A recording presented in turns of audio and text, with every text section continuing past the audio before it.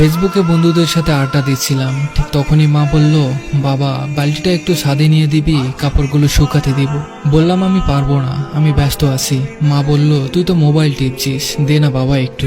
রেগে গিয়ে বললাম, যাও তো, নিজের কাজ নিজেই করো, একটু দেখলে এটা ওটা কাজের কথা বলা শুধু। আম্মুকে ঝাড়িয়ে দিয়ে এসে রুমের দরজা আটকে শুয়ে ফেসবুকিং করতে লাগলাম। দরজা খোলা রাখলে যখন তখন এসে আবার কাজের কথা বলবে।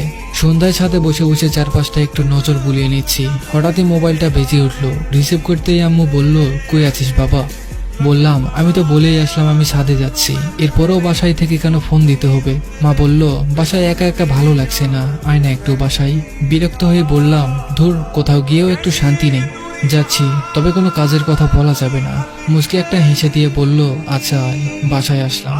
আম্মু রান্নাঘরে রান্না করছে আর আমি ড্রয়িং রুমে বসে টিভি দেখছি। একটু পরেই আবার আম্মু রান্নাঘর থেকে আমার কাছে আসলো আর বলল, বাবা রান্নাঘরের ট্যাপে পানি আসছে না, একটু পানি এনে দিবি ওই ট্যাপ থেকে। রেগে গিয়ে বললাম, আমি আগেই বলেছি আমায় কোনো কাজের কথা বলা যাবে না, এগুলো রান্না বান্না করা মেয়েদের কাজ, আমি ওসব করতে পারবো না। তুমি যাও তো, আমায় কার্টুন দেখতে দাও। বারবার মুখ করে আম্মু চলে গেল। প্রায় 20 মিনিট চলে গেল। টিভির সাউন্ড একটু বেশি দেওয়া ছিল। হঠাৎই নজর পড়লো ট্যাবের কাছে। বালতিটা পড়ে আছে, চিপচিপে পানিও দেখা যাচ্ছে। এক বালতি পানি নিয়ে আসতে পুরো রুম পানি দিয়ে ভিজিয়ে দিচ্ছ। কথাগুলো বলছে রান্নাঘরের দিকে এগিয়ে যাচ্ছি, কিন্তু রান্নাঘরে উকি দিয়ে দেখলাম কেউ নেই। আম্মু আম্মু বলে ডাকলাম, কিন্তু কোথাও কোনো সারা শব্দ নেই।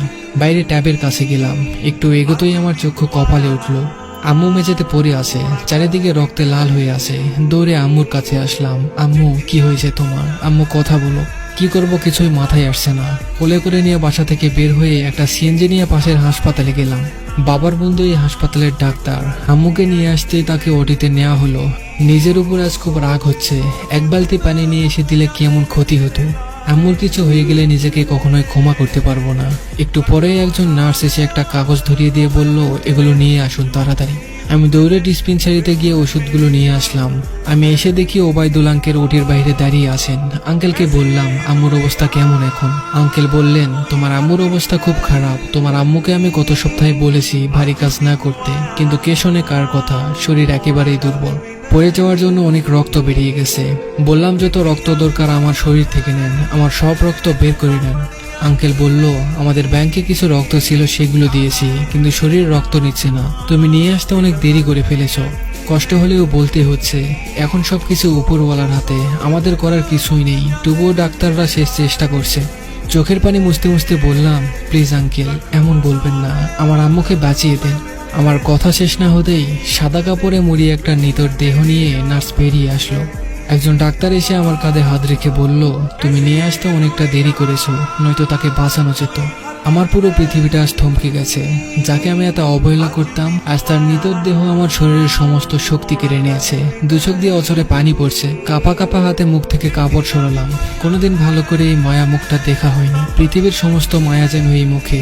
আম্মু, আম্মু, দেখো না, আমি আজ কোথাও যাচ্ছি না, তোমার কাছেই বসে আছি। চলো গল্প করি। কি হলো, গল্প করবে না?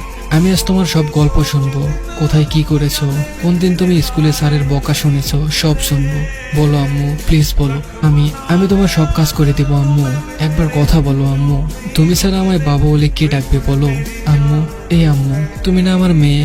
এভাবে অভিমান করো না মা, চোখ খোলো না। দেখো, আমি কোথাও যাইনি। আমি তোমাকে ফেসবুক চালানো শিখিয়ে দিব। আম্মু, কথা বলো না একবার। এভাবে কেন চুপ করে আছো? প্লিজ আম্মু, আমার কষ্ট হয়তো আম্মু। ও আম্মু, তুমি না বলতে আমার চোখের পানি দেখবে? আমি নাকি পাষাণ? দেখো আম্মু, আজ আমার চোখ ভিজে গেছে, কোনো বাঁধন মানছে না। একবার কথা বলো আম্মু। আমি তোমায় রানীর মতো করে ডাকবো, সবকিছু আমি করব, তুমি শুধু একবার বাবা বলে ডাকো। প্লিজ আম্মু, আমায় ছেড়ে যেও না। সেদিন আম্মু আর কোনো কথা বলেনি। ভার্চুয়াল জগতের মাঝে আমরা এতটাই ডুবে থাকি যে পরিবারের কথা ভুলেই যাই। তারাও চায় আমাদের সাথে সময় কাটাতে, আমাদের সঙ্গ পেতে। তাই সবাই নিজেদের পরিবারকে সময় দিন। তাদের সাথে যেটুকু সময় থাকবেন, সেটুকু আপনার হৃদয়কে প্রশমিত করবে।